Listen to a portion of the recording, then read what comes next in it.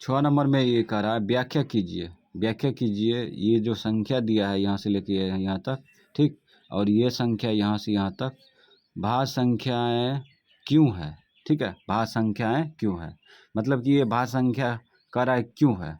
तो भाज्य संख्या के बारे में बताए थे, जो संख्या 2 से अधिक संख्या से कटता हो उसे भाज्य संख्या कहते हैं, ठीक, या जो संख्या के अभाज्य गुणनखंड, ठीक है, अभाज्य गुणनखंड 2 से अधिक संख्या का गुणनखंड हो, ठीक, या 3 गो, शॉर्ट में बोले तो 3 गो गुणनखंड होना चाहिए, ठीक। तो हम लोग इसको व्याख्या करते हैं, इसको उतार लिए, यहाँ पे उतार लिए, ठीक। अब ये क्यों भाज्य संख्या है इसको साबित करेंगे।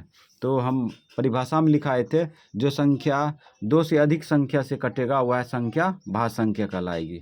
तो हम लोग इसको चेक करेंगे तो ये 2 से अधिक संख्या यानी किन्हीं 3 संख्या 4 संख्या से कट रहा है। अगर ये किन्हीं 3 संख्या से कटेगा, है ना, तो ये भाज्य संख्या होगा। ये भी किन्हीं 3 संख्या से कटेगा तो भाज्य संख्या होगा। 3 से अधिक 4 हो सकता है, 5 हो सकता है, 6 हो सकता है, लेकिन कम से कम हमें जांच करना है 3 गो संख्या, 3 गो संख्या इसको काट रहा है तो भाज्य संख्या होगी, ठीक। तो हम लोग इसको चेक करते हैं। यहाँ पे देखो ये समूह, ठीक, और ये समूह दोनों में कॉमन क्या आ रहा है, 13 आ रहा है ना, 13 कॉमन ले लिए, ठीक।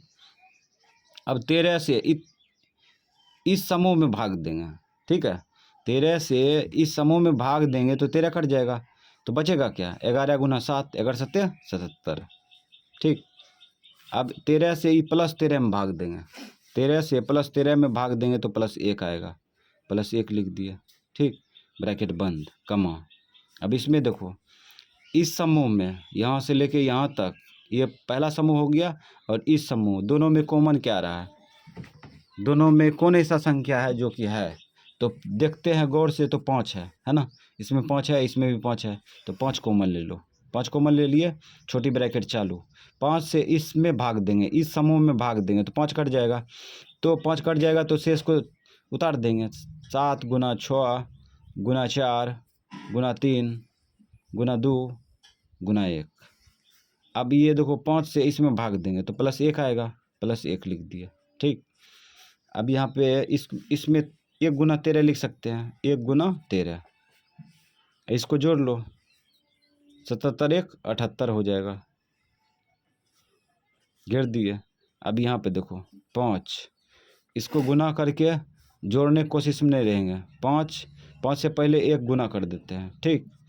अब इसको ऐसे ही उतार देंगे, 7 गुना 6 गुना 4 गुना 3 गुना 2 गुना 1 प्लस 1।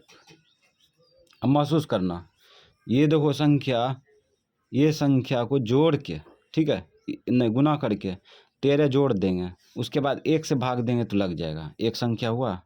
उसके बाद इस सब संख्या को गुना करके 13 जोड़ देंगे, फिर 13 से भाग लगाएंगे तो लग जाएगा, पहले 1 से भाग लगाएंगे तब 13 से लगाएंगे, तो 2 संख्या से कटा, फिर क्या करेंगे, इस सब को गुना करके 13 जोड़ देंगे, 78 से भाग देंगे तो लग जाएगा।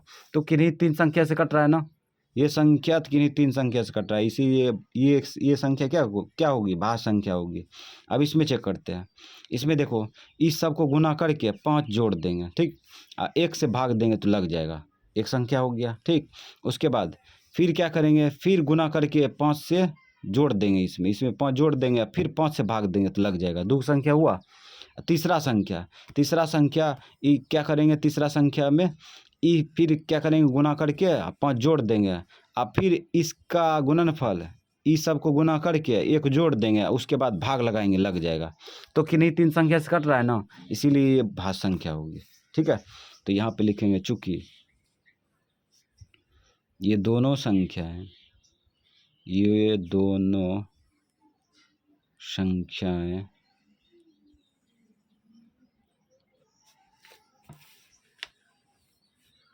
2 से अधिक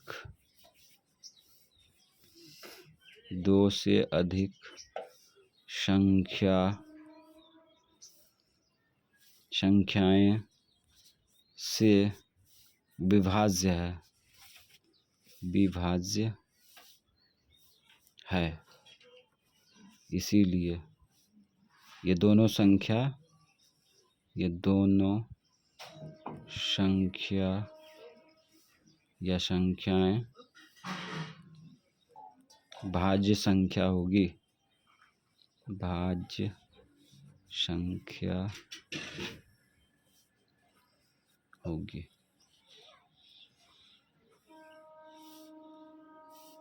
आंसर प्रूव्ड भी लिख सकता है या आंसर मार दिए।